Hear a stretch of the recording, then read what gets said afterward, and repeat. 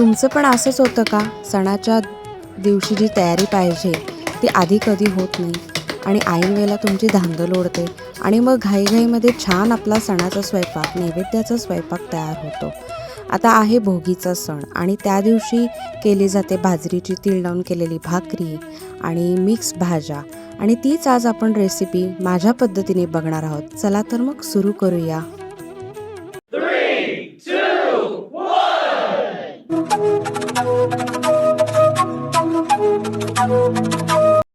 Hi hello नमस्कार, मी श्वेता तुमचं स्वागत करते माझ्या चॅनलमध्ये. आज आपण बघणार आहोत भोगीची भाजी. त्यासाठी घेतलेला आहे गाजर, वांगी, पावटा, मटार, हरभरा आणि वेगवेगळ्या प्रकारच्या वालपापड्या. तुम्ही बघता इथे 3-4 प्रकारच्या वालपापड्या मिळालेल्या आहेत. एकामध्ये दाणा आहे, बाकीच्या अशा थोड्याशा लांबसर चपट्या अशा आहेत.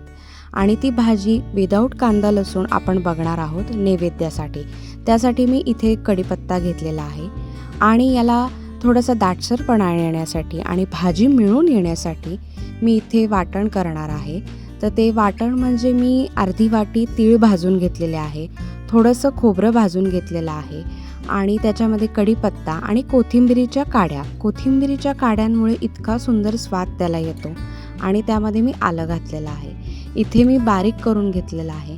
जे काटेरी वांगं होतं ते मी काटे काढून त्याचं चिरून घेतलेलं आहे आणि ते पाण्यात टाकून ठेवलेलं आहे, कारण ते पाण्यात नाही टाकलं तर वांगं काळं पडतं. आता आपण इथे फोडणीसाठी तेल घेणार आहोत. त्याच्यामध्ये जिरं, मोहरी, हळद आणि हिंग घालणार आहोत. पाव चमचा हिंग घालायचा आहे, कारण ह्या सगळ्या भाज्या वातूळ आहेत आणि लहान मुलांना आणि मोठ्या माणसांना त्याचा त्रास होऊ शकतो. त्यामुळे पाव चमचा हिंग घाला. त्यामध्ये मी कढीपत्तासुद्धा घातलेला आहे. कढीपत्ता छान तडतडल्यानंतर, मोहरी खमंग झाल्यानंतर त्याच्यामध्ये 1 टोमॅटो मी चिरून घेतलेला आहे. टोमॅटो तुमच्या इच्छेनुसार घाला, पण टोमॅटोमुळे छान असा एक रसरशीतपणा भाजीला येतो. आणि आता टोमॅटो शिजायला काही वेळ लागत नाही. 1-2 ते 3 मिनटात टोमॅटो परतून घेतला की तो मऊ होतो.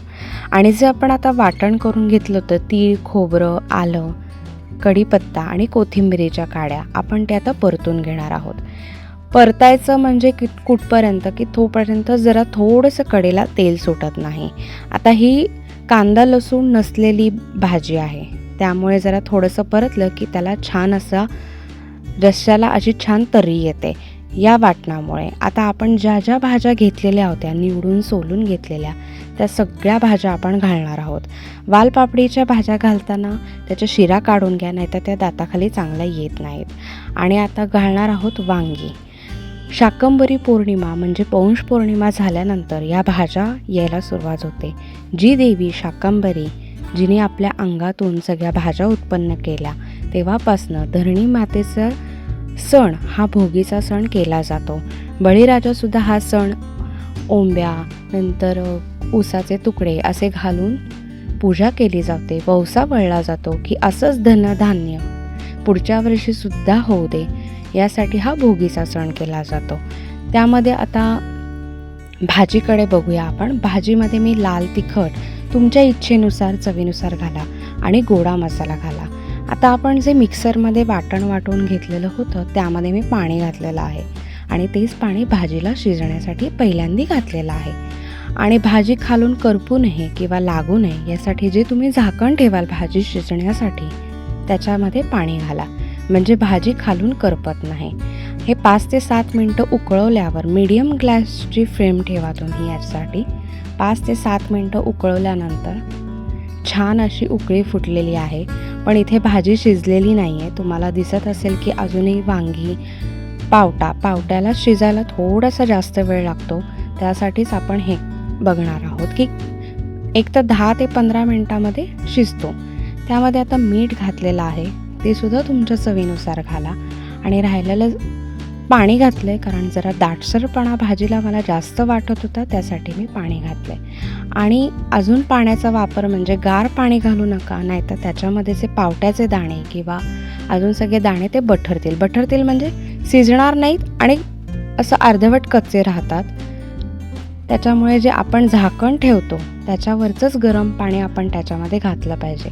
आता इथे मस्त अशी भाजीला वाफ आलेली आहे, त्यामुळे त्याच्यामध्ये मी गूळ घातलेला आहे. गूळ कशासाठी तर वांगं आणि बाकीच्या भाज्या या वातूळ असतात, त्याच्यामुळे थोडासा गूळ तरी तुम्ही घातला पाहिजे, म्हणजे भाजीला चवही छान येते आणि त्याचा वातूळपणा एक तुलनेने कमी होतो. आता इथे मी भाजी 10 मिनटं शिजवून घेतलेली आहे. त्याच्यावरचं पाणी ताटलीवरचं पूर्ण झालेलं आहे. वांगं आणि पावटा हे दोन्ही मस्त असे मऊसर झालेले आहेत. आता भाजी आपली तयार आहे. आणि भाजीमध्ये सगळ्या भाज्या इतक्या सुंदर येतात आत्ता सध्या, हिरव्या गार की असं वाटतं की सगळ्याच भाज्या खाव्यात. तुमच्या इच्छेनुसार याच्यामध्ये तुम्ही भाज्या कमी जास्त प्रमाणामध्ये घेऊ शकता. भाजीचा आता थोडासा रस म्हणजे जास्त वाटतो आहे, त्यामुळे एक अशी मस्त खमंग मोठ्या गॅसवरती मी उकळत ठेवलेली आहे, म्हणजे जो मसाला, वाटण आणि हे सगळं त्या भाज्यांमध्ये एकरूप होईल. आता त्याच्यामध्ये मी कोथिंबीर घातलेली आहे. कोथिंबीर घालून पण 1-2 मिनटं मी उकळी काढणार आहे. इथे बघताय अशी सुंदर अशी भाजी आपली भोगीची तयार आहे.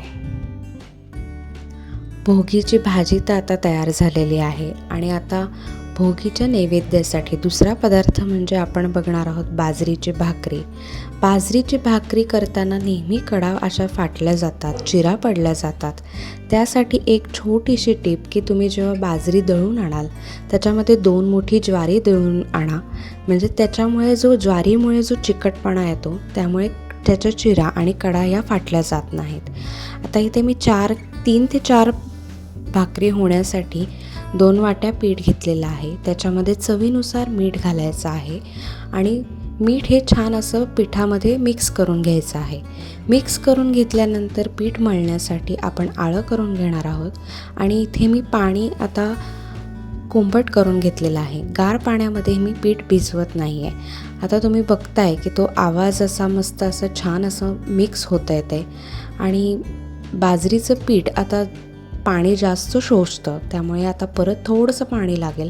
तुम्ही लागेल तसं पाणी मिक्स करत हळूहळू भिजवा. एकदम पातळ झालं तर ती बाजरीची भाकरी थापताच येणार नाही. आता आळं करून मी परत पाणी घातलं होतं आणि इथे बघता मस्त असं पीठ आणि पाण्यामध्ये भिजलं जातं आहे.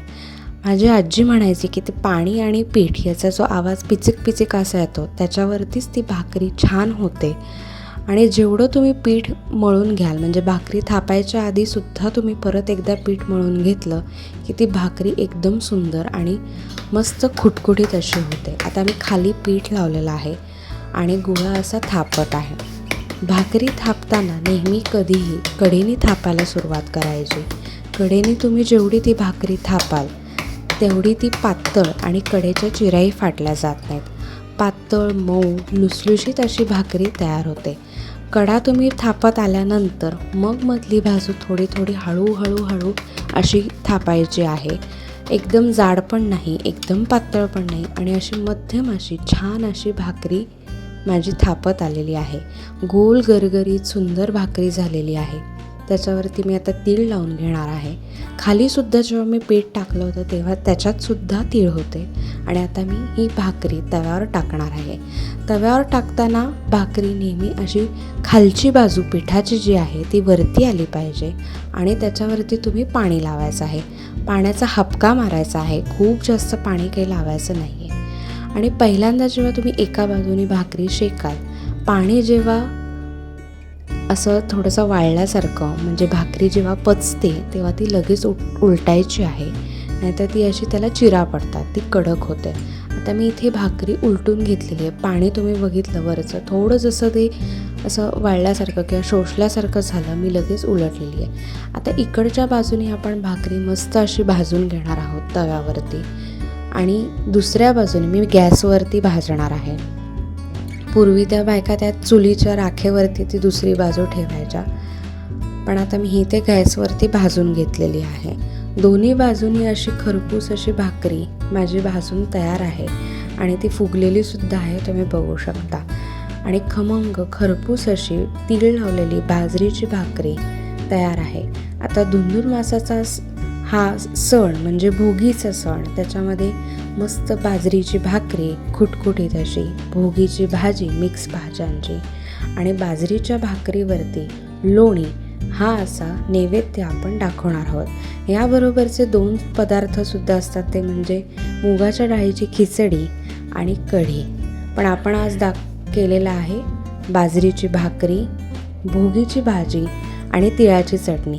तिळाच्या चटणीचा व्हिडिओसुद्धा मी केलेला आहे, मी तुम्हाला तो डिस्क्रिप्शन बॉक्समध्ये त्याची लिंक शेअर करत आहे, तीसुद्धा नक्की बघा. लाईक, शेअर, सबस्क्राईब करायला विसरू नका. Shweta spice and art. धन्यवाद. या पद्धतीने नक्की ट्राय करा भोगीची भाजी आणि भाकरी.